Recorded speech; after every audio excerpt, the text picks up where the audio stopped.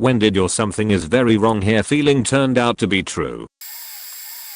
Adding TLDR, gut instinct felt something was off when I saw two men helping another man. Turns out he was dead and they were just touching his body. A few years ago, about 1 AM Sunday morning, I had to take my dog out before bed. I live in a rough neighborhood and I'm a female, so I usually have my guard up regardless of the time. Before I left the apt building, my gut told me something was up. The street was completely void of traffic and people except for a van parked out to the side of the road. Outside of it were 3 people whom I quickly identified as male. Right away my reaction is to keep my head low, put my jacket hood up and not bring attention to myself. Out of the corner of my eye, I could see they were struggling. On closer inspection I see 2 of the men are holding up the other man between them. I make the assumption that they are headed home after a night of heavy partying, and they are just helping their friend get sick or something. I'm telling myself this to ease my fears. Then they notice me, and they stop everything and freeze. I thought that was odd and no good, so I drag my dog straight back to my building. I don't even know if he got the chance to pee that night. I go to bed and thinking nothing more of it until it's time to take the dog out again in the morning. There was a notice in the elevator asking for witnesses as to exactly what I saw that evening, because a dead body had been found. So, this wasn't a friend of theirs after all, they were ditching a body. Still upsets me today, and I will never ignore my intuition again.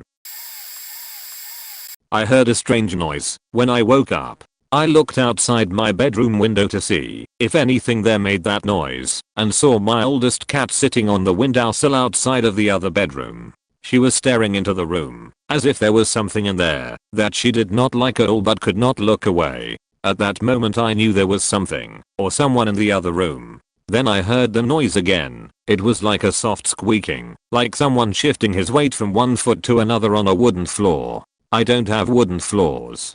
I told myself there could not be an intruder in that room. It makes no sense that someone could get in there without waking me up, and I gathered my courage and went to check it out. When I got to the doorway I saw 2 of my other cats in the hallway staring into the other room, very agitated. I peeked around the corner and heard the squeaky noise again. It was one of my neighbor's cats. Very afraid and being trapped on my desk by my cats. Registered nurse here.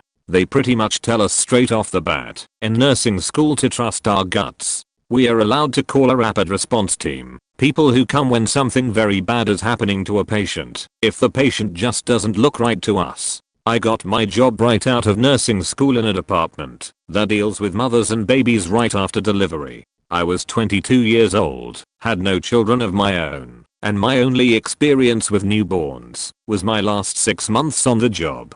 I had this patient and her baby who both seemed to be doing well. The baby's weight, vital signs, and intake and output were all normal, but I felt like something wasn't right.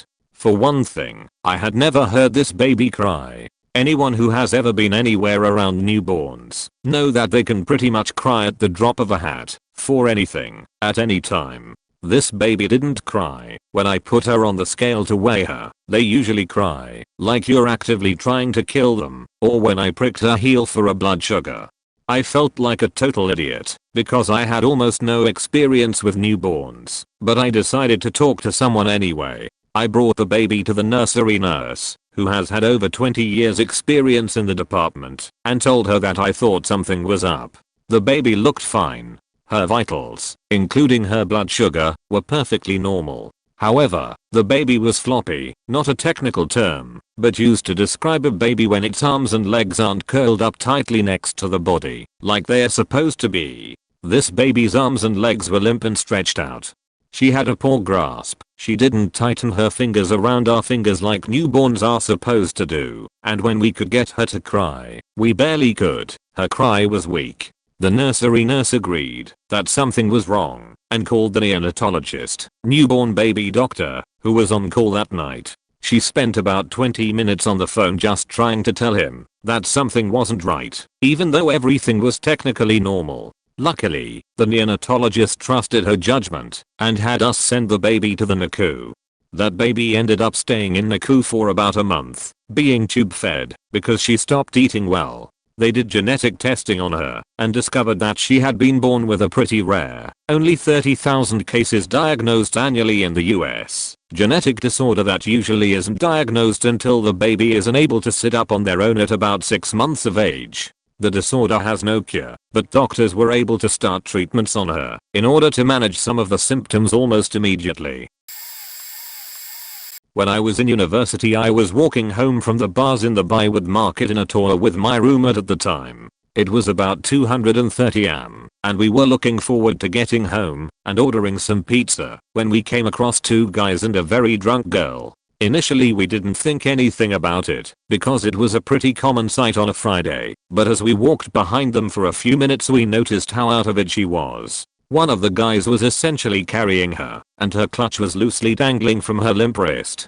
Our street came up, but instead of turning down it, we decided to see what was going on. The guys explained that she was one of their girlfriends and had too much to drink, so they were taking her home. We asked them a few more questions, what bar they were at, where she lived, if she was an ATOU student etc. They gave pretty convincing answers, but all the same seemed really uncomfortable and wanted us to go away.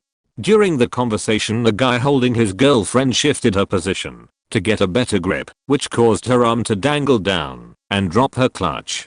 Before they could move, my roommate grabbed the clutch and took out her ID. My roommate then asked if they knew her first and last name along with her birthday. This is where things changed. The other guy got really aggressive and confrontational, while the other went silent. They didn't know her name or birthday. I then pulled out my phone and called police. The guy dropped her, and they took off running. We waited with her for about 10 minutes until the police and EMS got there. We gave a statement, but did not have much to go on other than their descriptions. Police told us they suspected she had been dosed, and that she was lucky we happened to be walking behind her. Pretty scary stuff. Update. Thanks for all the kind words and my first ever gold. It was a pretty surreal experience, but I would like to think that most people would have acted the same way. God, I have had so many of these it's not even funny. My older brother was in his late teens and living with my mum, me and my younger brother. He'd have friends over at the house to drink, and the minute I met one of his friends, we'll call D, I felt off. Well, over the next few months he made sexual comments to me. I was 12, he was nearly 20, tried to pull me on his lap, and walked into my room at 10 at night, and sat on my bed, drunk, rambling with me trapped in the corner for 20 minutes, until my brother came in, and dragged him out.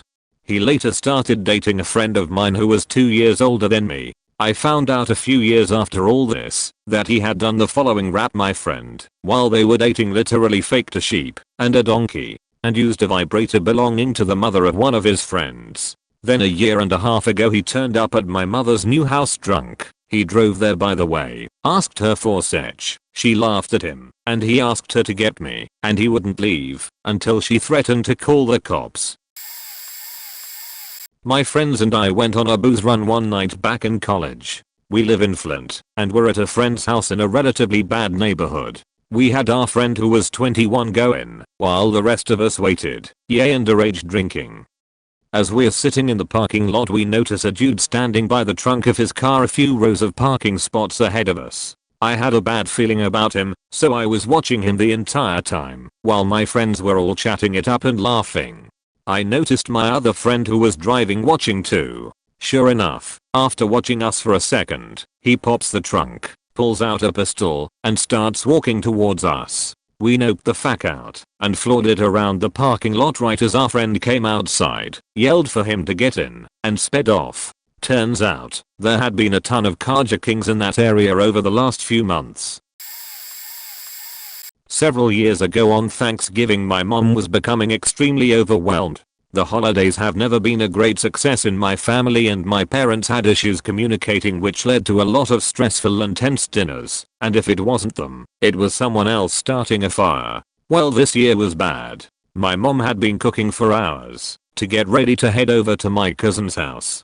My dad was yelling about how we spend too much money on the holidays. It got to a point where my mom told me and my brothers to leave for the party ahead of them. We didn't get far from the house until a really bad feeling started sinking in my stomach. I knew my brothers felt something too. I said, "Can we go back?" and my older brother turned around immediately. When we got there, my father was gone. He had left out of anger and my mom yelled at him to leave. My mother was in her bed, laying still with an empty bottle of sleeping pills beside her. She was still conscious when we came in, but started shaking and was falling asleep. We called 911. I later learned that the pills she had taken would have only put her to sleep for a long time, not actually kill her, but clearly it was her intent. She had severe depression, and after this, she got some real help. Not my story, but pretty classic Reddit, so I'm reposting it here. Originally posted by u/Robbingham in this thread, 5 years ago. It was near Halloween time when my friends and I were telling ghost stories. My friend said she was going to tell a story about her parents' first date. She said she didn't like telling the story, since it was actually true, but we prodded her on. To cut to the chase, the parents had spent a nice, if awkward first date, and around the time that they would have said goodnight, the male in the situation, my friend's dad, suggested that they go for a midnight hike up Provo Canyon. He apparently knew the place, since he had done a fair amount of rock climbing in the area. So the two drove up the mouth of the canyon, got out of their cars, and started hiking under just the light of the stars, since it was a new moon. At some point, the male starts getting a bad feeling, since the pathway ahead, which would pass under some trees, would be dark, and because it was getting to be quite late, he ignores the feeling and presses on. In later rehearsings of the story, the female would say that she had felt the same feeling at what was probably the same time, though she didn't know the trail like he did. A minute later, the feeling came back to the male. He ignored it again and started walking a bit of the way into the trees when his foot hit something soft in the middle of the path. Under the trees, it was too dark to see just what this soft thing was, and the feeling came back stronger than ever. Instead of finding out what his foot had bumped into, he and the female both agreed to hightail it out of there. Years later, after being married for some time, they were watching an interview with the serial killer, Ted Bundy. In response to a question asking him to describe the time that he felt the closest to being caught, he explained about the night that he lured a girl into Provo Canyon and had just killed her when he heard some people coming up the trail. He explained how he hid in the trees just in time, only to watch some guy walk right into the body, and for some reason, just turn around and walk away. TLDR. Friend's parents stumbled onto a fresh corpse left by Ted Bundy on their first date. Not me, but my mum, and I'm doing my best to recall the story she mentioned to me a few months ago. My mum has been a psych nurse for over 30 years at a private hospital. One of the patients she was looking after was a very boisterous person in her 40s, and she had been in the hospital for over a week. One night mum noticed this lady was very lethargic, saying that she was just feeling tired and was going to have an early night and to get her meds early. This isn't going where you expect. Mum thinks this is very odd for this lady, but everyone has off days, and so she gives this lady her medication and she goes off to bed. About 5 minutes passes, and mum still has a knot in her gut about this lady, and thinks she will just check her stats. So she goes to her room, where the lady is just about to lay down, and checks her blood pressure, pulse and oxygen saturation. This is pretty rarely done in a psych hospital, unless people have other health concerns needing monitoring. This lady's oxygen saturation was down to around 80%, I believe, doing the best to recall. To put it in perspective, if it falls below 92%, your cells can't absorb oxygen and this can cause permanent damage. Mum, in her over 40 years of nursing, wasn't always a psych nurse, has never seen someone with such a low level. She checks again, and the same result. Mum calls an ambulance and gets this lady on oxygen. Later that night, mum gets a call from the hospital the patient was sent to, from the doctor, who lets mum know that the lady is fine. She had a blood clot. If she had been left for another 15 minutes, the doctor is certain she would have died. The lady made a full recovery and gave mum a beautiful scarf the next time she saw her. Edit. I just checked, and I was very wrong with the 80%. It had dropped to 33%. Edit 2. My first gold. Thank you. You are a legend and people of your desired gender find you smart and attractive. My oldest daughter, 30-something, stopped by my work one day and introduced her new boyfriend. He seemed a little off to me, but I decided it was just guy dating my daughter and let it go. Later, he met my wife and she told me later that he seemed off to her too. She has pretty good instincts about people, so we decided to investigate him a bit.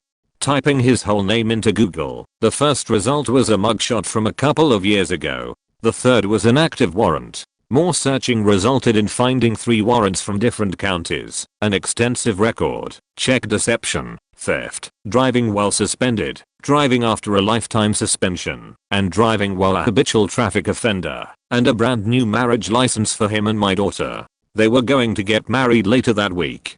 We, of course, told her about him, but she insisted that he'd already told her about all of that and had taken care of it. We emailed links to her roommate, who showed her, but she didn't have any luck talking her out of the relationship. They were in love, and everything would work out okay in the end. We sent in an anonymous tip, and he was arrested the next day at her apartment.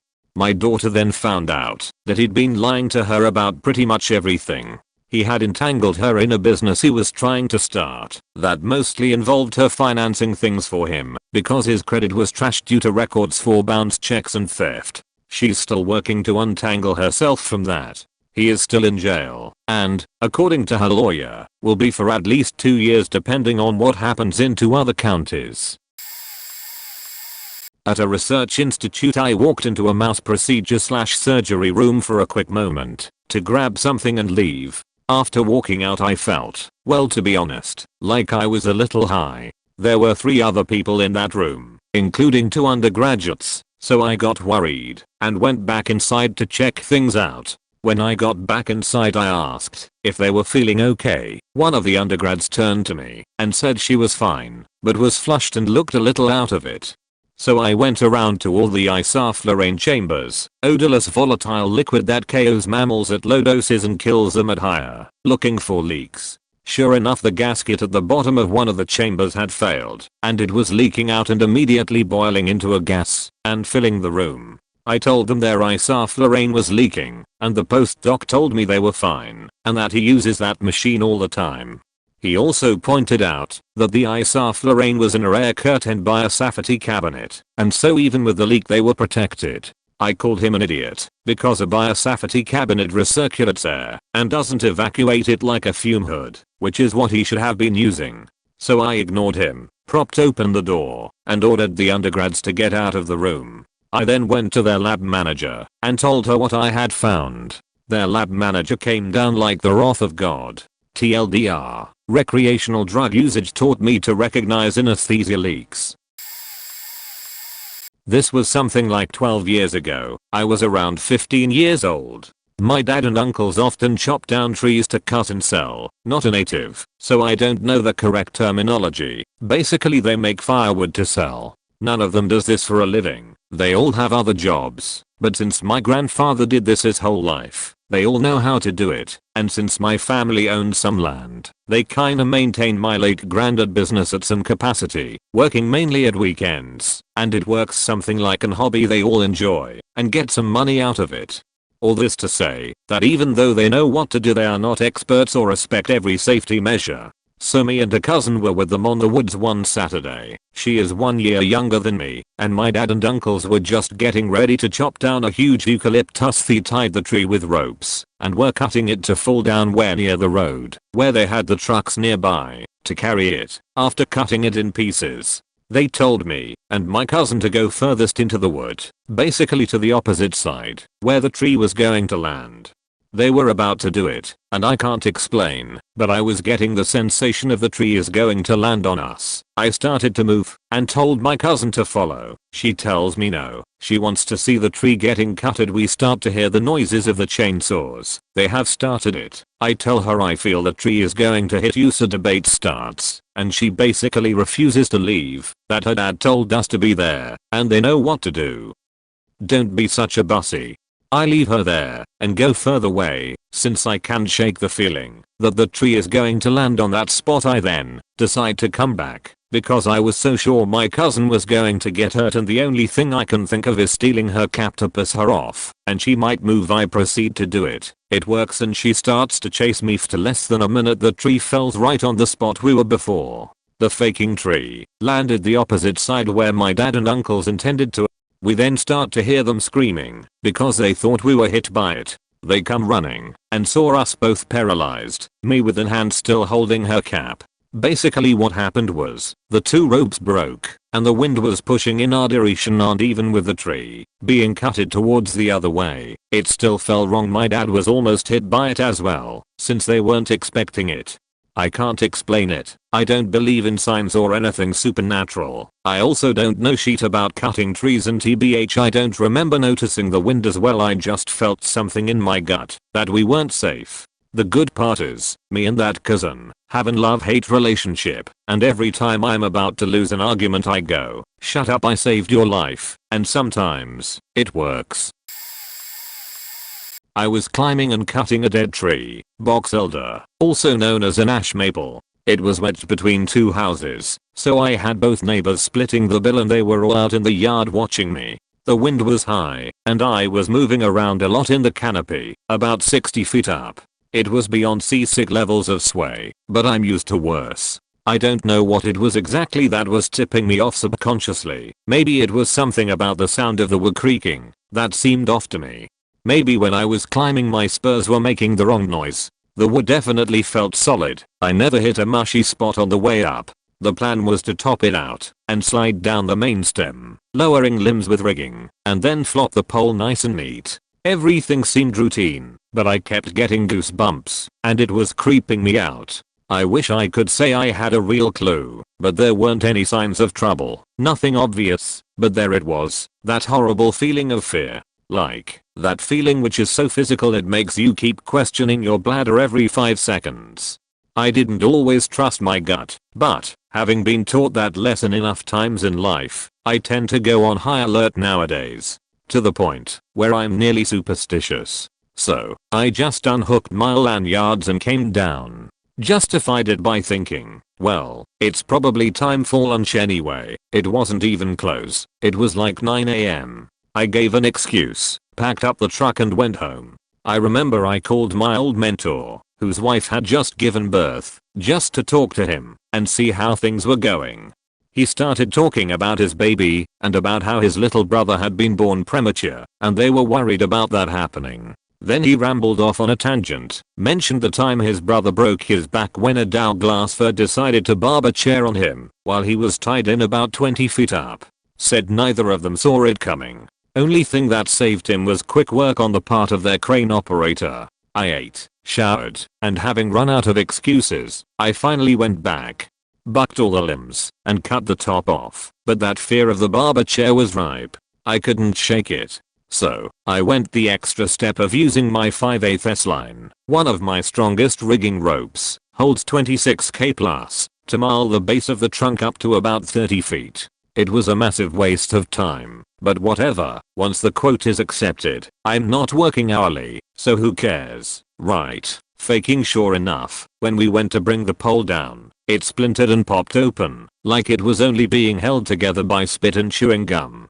If we hadn't reinforced it with serious mummy wrapping, it would have hospitalized either me or my groundsman, and then done God knows how many tens of thousands of dollars worth of damage to the client's houses. I wish I could say I learned something about tree assessment from that experience, but I didn't. It just gave me one more in a long list of examples of why I absolutely have to trust my gut and take every precaution I can. I think the vast majority of the data processing our brains do is entirely subconscious, and there's just no way for us to ever make that a conscious process without turning ourselves into autistic savants. So the best we can do is not ignore it. Edit. I'd like to add this comment by Grey Wolf. Link the way it was swaying in the wind, but not with the wind. Holy shit, that didn't occur to me at all. I kept guessing creaking noises might have been the tell, but if you cut a straw from the middle down and then bend it. Airline pilot here. Warning, do not continue reading if flying makes you uneasy. One day we loaded up passengers and cargo and everything, and we were ready to taxi. I noticed that the nose of the aeroplane seemed to be higher up than usual while we were sitting on the ground. I told my first officer about it and he agreed. We double checked the weight and balance and everything seemed to be right. I decided to just taxi out towards the runway and see if the wheel struts would go back to their normal positions during taxi. They didn't. Still felt weird to me. Something wasn't right. I told ground control we needed to go back to the gate. Called ops and told them we are headed back because I think something isn't right with the weight and balance. After we get back, I ask them to check how much ballast we have in the aircraft. It's verified on my sheet as 500 pounds, but I have a feeling. Turns out, yep, they forgot to put it in the plane. So had we taken off, the center of gravity would have been out of whack, way past limits. It could have resulted in an aeroplane that was impossible to control. Just like that 747 that took off and had the load slide to the back. That was a day that I was really pleased that I had so much experience flying to give me that feeling, and that feeling could very well have saved my life along with others. Edit. A lot of people are asking how 500 pounds could be an issue on a large aircraft. Not all airliners are that big. The incident I'm talking about in particular was on equipment with less than 40 passenger seats. Edit 2. Evidently that 747 crash was due to the load shifting and breaking the elevator control mechanism, not the actual load shift itself as I previously thought. Edit 3. Here is a link to a good weight and balance lesson for small aircraft that explains why aircraft need to be within the weight and balance limits. It might also help some understand why 500 pounds can make a big difference when it is placed in a particular spot on an aircraft. Went for a weekend away with a group from my local scouting area back in the 80s. I didn't know them all. Went to make up the numbers and get some climbing / canoeing / caving done. We stayed in a rented house in the Peak District, UK. One evening, a few guys went out to try bouldering, climbing boulders 10 to 15 meters high. I got there, took one look and said no, we have no climbing gear that's high enough to die falling from. I got the mickey taken, chicken, etc, so I left them to it and walked back. An hour later one guy fell 10 meters and split his skull open on the rocks below, killed instantly. Edit. Well, I didn't expect this to get so much attention. For those that asked, I can't remember exactly where it was now. It was over 30 years ago, and I remember at the time it was difficult to find the house, especially in the days before sat-nav and mobile phones. It was down several windy country roads, and then up a farm track. It was many years before I visited the area again, and couldn't find the place at all, not even sure I was on the right road. I seem to remember it was near Castleton, as I think that was the town I walked down to after returning back to the house. And again, for those who asked, apart from one guy who I saw a few times over the years, I didn't see any of the others again. I wasn't called to the inquest and the group were outside of my normal group of mates. I posted this to our AskReddit before, but thought it appropriate again. We had a serial killer in SC a couple years ago. No one knew what he looked like yet, but he had already killed 3 people at this point. Well, my granny has lived alone since my pawpaw passed about 15 years ago. She lives at the end of a long dirt road with about 10 other families, but the closest one was about a 1/4 mile up the road. One afternoon some random guy comes knocking on the front door of her house. My granny is a practical woman. She has never been to school because she grew up on a farm and was expected to pull her weight, but she is a smart woman. She goes to the door but doesn't open it. Glass door. The 40-ish-year-old man is there asking if he can use the phone since his car broke down. Granny doesn't like the look of this guy.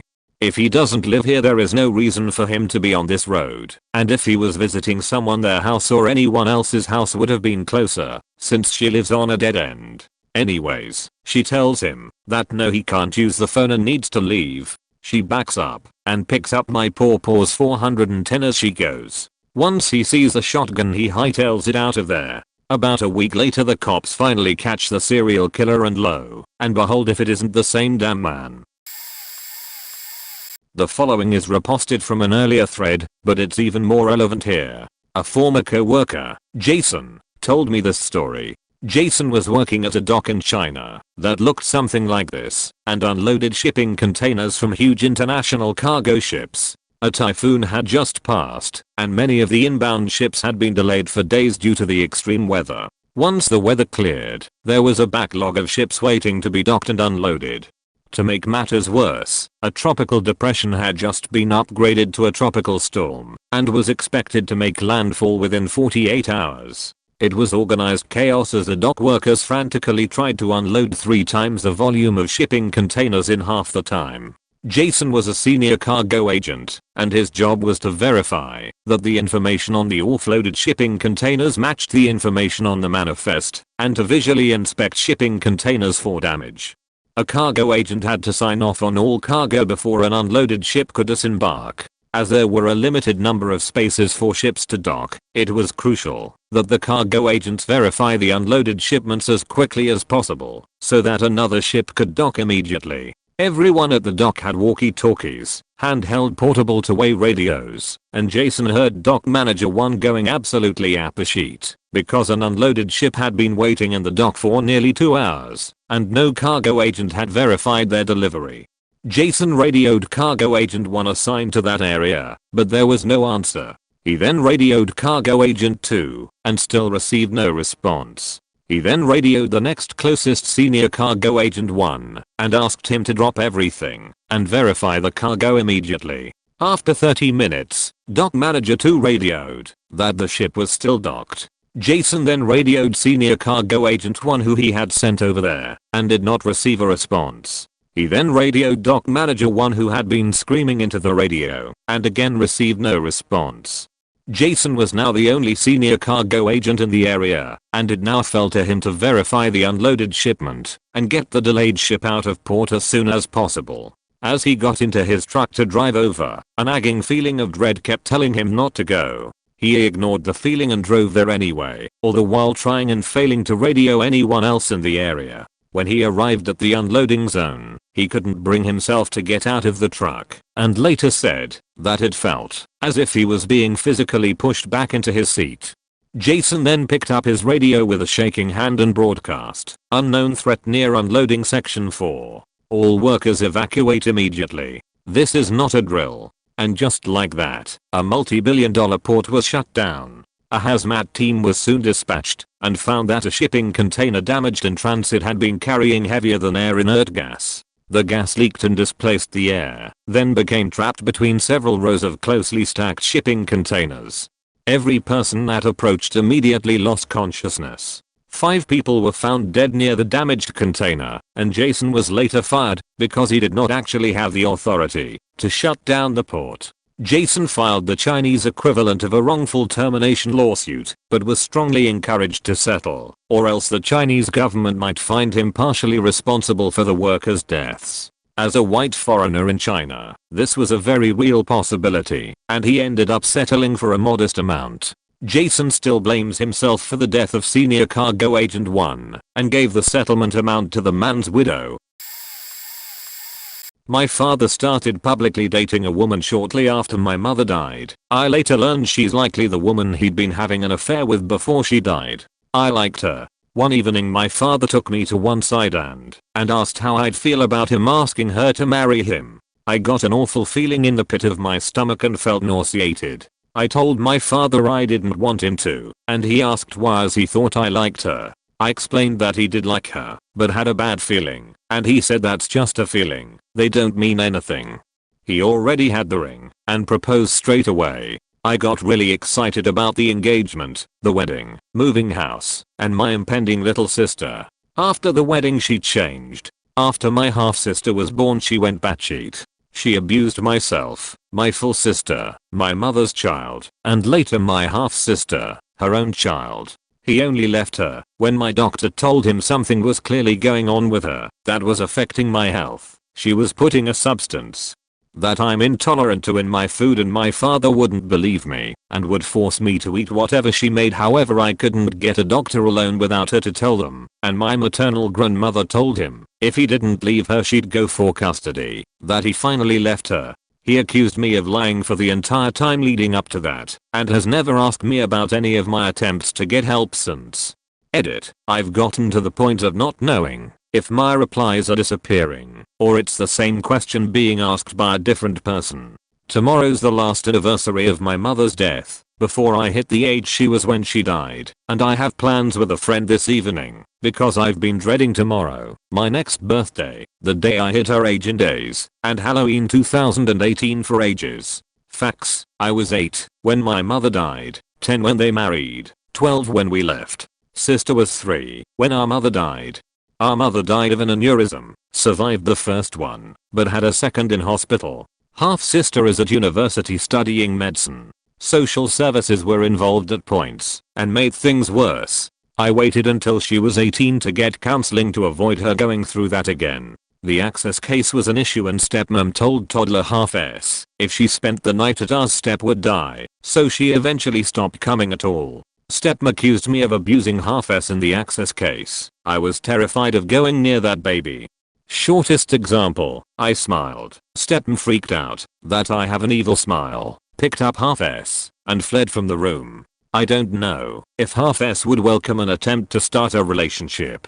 Stepm married again, beyond reproductive age, no idea if he already had kids. I gave my father a letter 9 years ago saying I'd have nothing to do with him, until he put it in writing, that he'd never use violence or threats of violence against me again. Still waiting. Abusers can be very charming. They wouldn't get anyone in a position to abuse them otherwise. They can be very capable of putting up a facade for people like social services, teachers, co-workers. I would agree my father's a cunt, but he lacks the depth, warmth, and capacity. Edit 2. Oh, and it's citric acid. The intolerance runs on my mother's side, but my sister didn't get it, so it was safe for everyone else. I can smell if an orange has been opened in a room within a couple of hours and taste orange, pineapple, and lemon juice in smaller quantities than normal people. I was diagnosed before I can remember. Apparently 100 milliliters of orange squash took me out for weeks. My father may not have been aware it was in some things, but he knew it was in at least one thing she regularly served as it had chunks of oranges that he told me to eat around, even though the whole thing was clearly marinated in orange juice. Edit 3. My gran took us camping annually. We never left in a hurry. No campers I know of disappeared. Edit 4. Removes helmet. I'm no man.